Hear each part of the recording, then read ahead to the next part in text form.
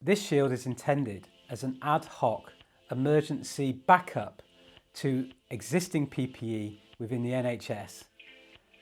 We are working to the understanding that any shield is better than no shield. We hope this shield keeps you safe. Here are some tips on looking after the shield, building it from a flat pack, taking it apart for cleaning, and other additions that can be made to adjust it to benefit you. A link to the forum where you can find cutting files, a topic for requesting face shields, a topic for offering face shields, as well as general support with the face shield or laser cutters generally, is offered in the description below this video on YouTube.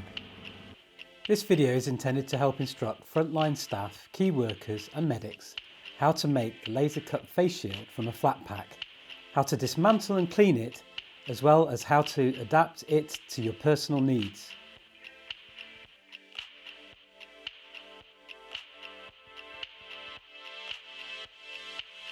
You may have received the shield flat pack or made. The shield comes as 4 pieces, 3 laser cut polypropylene sections and the PVC A4 clear shield.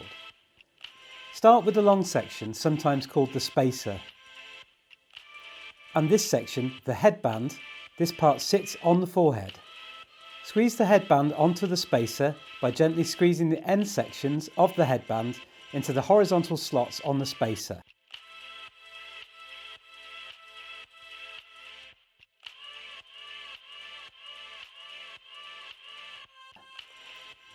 This will give the spacer the shape it needs to keep the visor off your face.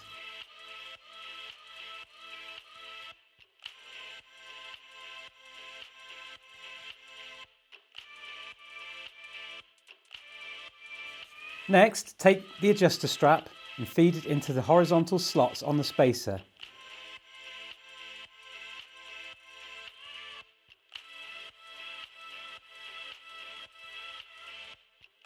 Be careful to feed this so the adjuster is on the outside of the spacer.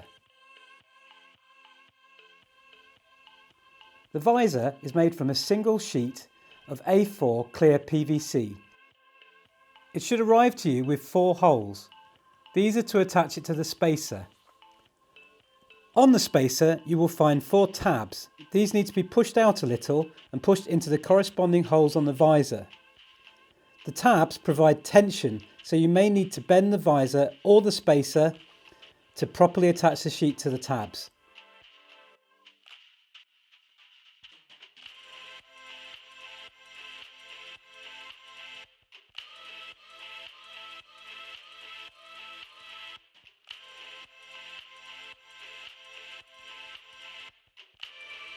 If the visor sheet is too long, practitioners can cut it with a scalpel or scissors to their preferred length.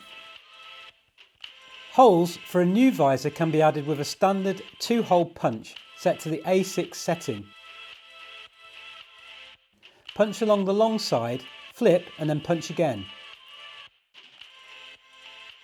If you need a higher top to try to prevent aerosol sprays entering the shield whilst bending over a patient, consider adding an extra section to the visor at the top. A new top section has been created that can be added to any of the existing laser cut visors of this design. To use this, bend the tabs forward and add it over the top of the existing visor. Use the same tabs which hold the visor. So far, practitioners have been considering the shield to be single use, and practitioners should still continue to make their own risk assessment as to the safety of continued use of this shield. It is intended as an ad hoc solution, as an emergency stopgap to supplement the PPE of frontline staff. However, a time may come when you may wish to clean this shield for reuse. To dismantle the shield, first carefully remove the visor sheet by gently bending the tabs upwards or forwards.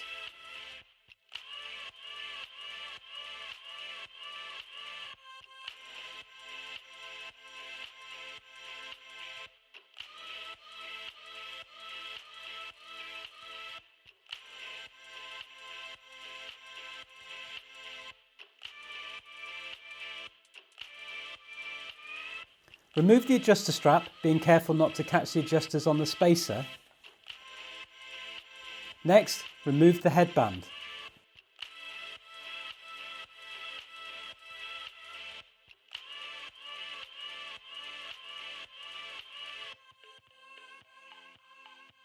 You can wipe the polypropylene parts with an antibacterial wipe or with detergent. Polypropylene will withstand a temperature of 160 degrees Celsius before melting. The PVC visor part, however, will only withstand a temperature of 60 degrees Celsius and is less well suited to high temperatures.